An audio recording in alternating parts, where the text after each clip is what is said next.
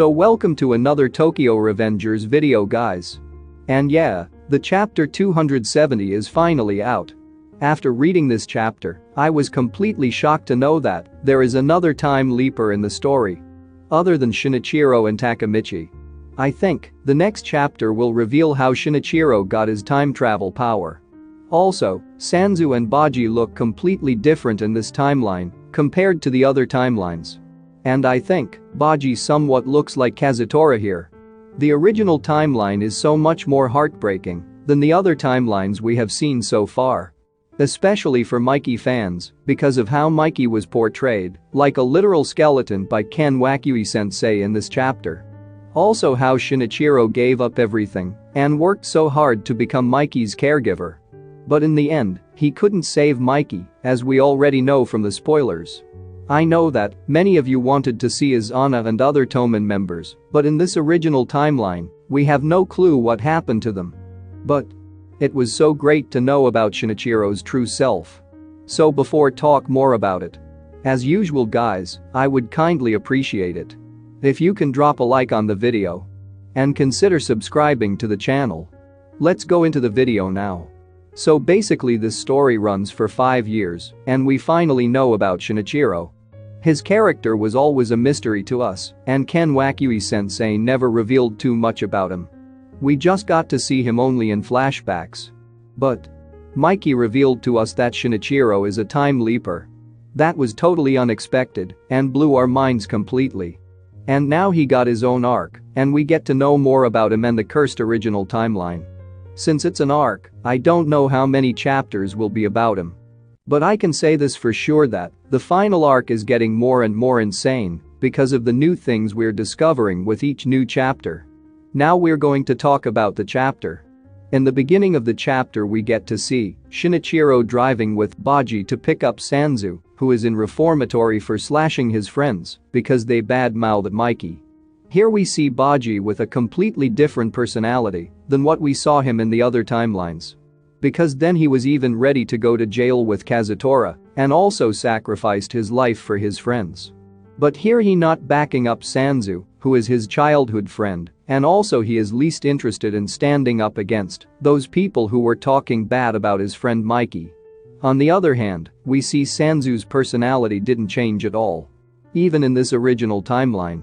After the Tenjiku arc, he slashed Macho because he betrayed Mikey. Even though he was like a big brother to him, and he did so much for Sanzu. But he still chose Mikey over him. Many of us suspected that he was manipulating Mikey for his own benefit. But we got to know that he cares about Mikey more than anyone else. Especially through this chapter as we see he slashed his friends. Because they talked badly about Mikey.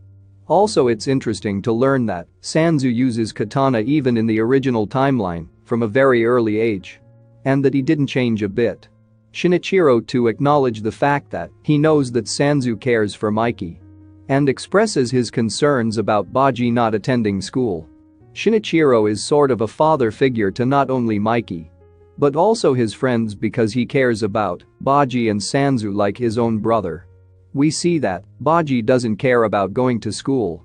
But in another timeline we saw Baji studied hard and went to school because he didn't want to make his mother worry. In the recent chapter of the spin-off series, we saw that even though some gang members entered the school to attack Baji, he held back and didn't fight with them.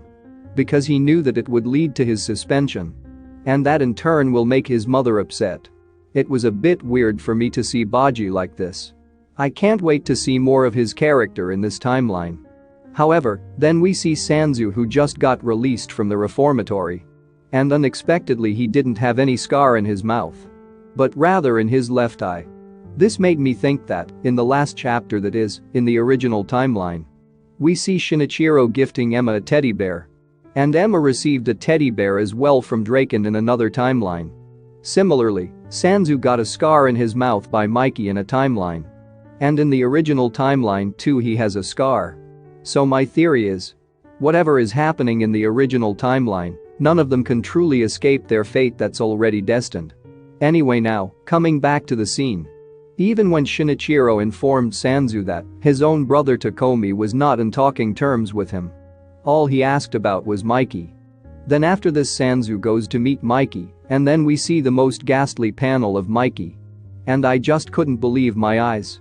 It's so sad to see the invincible Mikey we know in such a miserable state. Mikey's condition is worsening, and he looks so horrifying compared to the last chapter. Sanzu breaks into tears in shock after seeing his friend like this and tries to communicate with him asking whether he remembers him or not. But Mikey's face was blank just like a ghost. He tried holding his hands but was startled by how cold his hands were. 'Cause they were nothing more than that of a skeleton's hands. Sanzu has a hard time believing that the person on the wheelchair is actually Mikey. Baji then says that he's worried about Shinichiro. And here we get another shock in the story because we get to know that Emma ran away from home. This was really unexpected from someone like Emma. Because we saw in the other timelines how she cared about her family and siblings. Shinichiro is seen being a brave elder brother to Mikey, putting up a smiling face even during the hardships. And he did everything to take care of Mikey in the hope that he'll become better one day. Baji tells Sanzu that Shinichiro even sacrificed his sleep and studied hard for his qualification as Mikey's official caregiver. Shinichiro's life was totally messed up. Baji also said that he doesn't think Mikey has very less time in his hands. And I've already discussed in my previous videos that those in the vegetative state are unlikely to survive for long. So many of you already predicted that Mikey would die in the original timeline. So as expected, Mikey dies after a month of the incident in this timeline. Not only did he die in the original timeline, he also died in most of the timelines. So my theory is that a person cannot escape his own destiny true. Because I feel that Mikey will probably end up dead in the final arc as well. It's really sad to see Mikey's funeral like this. As we did not see any Toman members because he didn't meet anyone in this timeline. He was all alone. In the other timelines, there are so many people who care about him, like Toman members and Takemichi. It's really heartbreaking not seeing them by his side during his last breath in the original timeline. So we saw the first half of the chapter already in the leak. Now we are finally going to talk about the second half of the chapter. It's good that we didn't get any spoilers related to this part of the chapter. Because here we actually get to know about Shinichiro's true strength. And see how he felt after Mikey's death. At the start of the series we were told that Shinichiro was a crybaby just like Takemichi. But we get a shock to see how beast-like he actually is. And this makes me so happy. Even those of you who didn't like him will start liking him after this point. In this chapter, we see him punching the walls crying out of frustration and anger. And I personally like this panel of Shinichiro very much. It really showcases his emotions very well in this panel. In those 4 years, when Mikey was in his vegetative state, Shinichiro suffered a lot. He literally gave up on his dream of opening his own bike shop. Just to take proper care of Mikey. But still in the end it was of no use because he couldn't save his brother. He did so many shady things for earning more money for the therapies. And even went to the extent of believing in gods and religious groups just for his younger brother's sake. He did everything he could, he tried his very best. But it was all in vain. The character we always saw as a smiling and a happy elder brother to Mikey and Emma is in distress in this timeline. Seeing this messed up side of him really makes me sad. I'm more keen on knowing more about his character. After losing Mikey, Shinichiro has this rage inside him. And wants to kill everyone who deceived him. Seeing Shinichiro like this reminds me of Mikey's dark impulse. Now Shinichiro meets Wakasa after 4 years.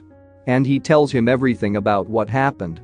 But I was surprised to see that Wakasa now has formed his own gang. After Black Dragon got disbanded, he even looks so different.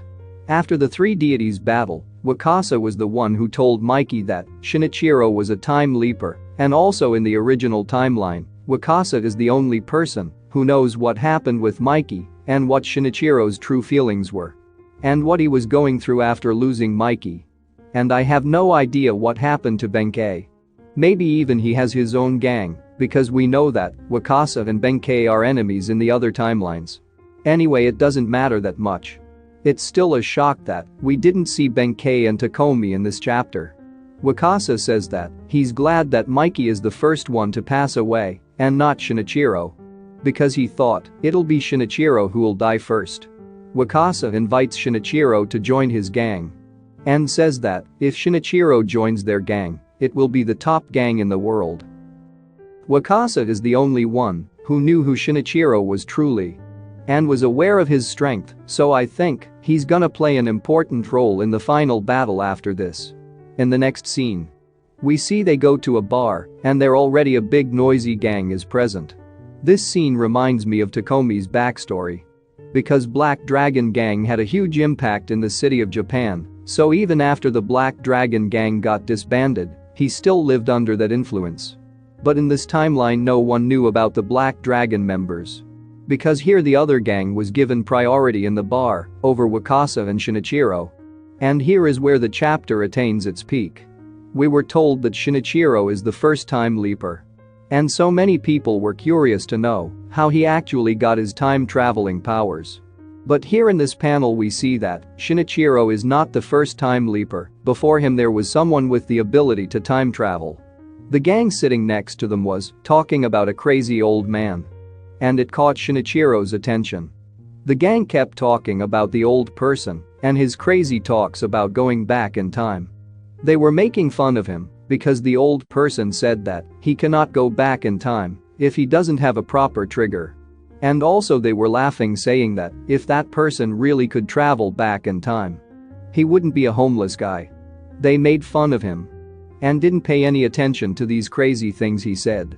After hearing the concept of time travel, Shinichiro was curious to know more about the old man and went up to the person of the group and asked him to explain more about the homeless old man. On their refusal, we saw what happened.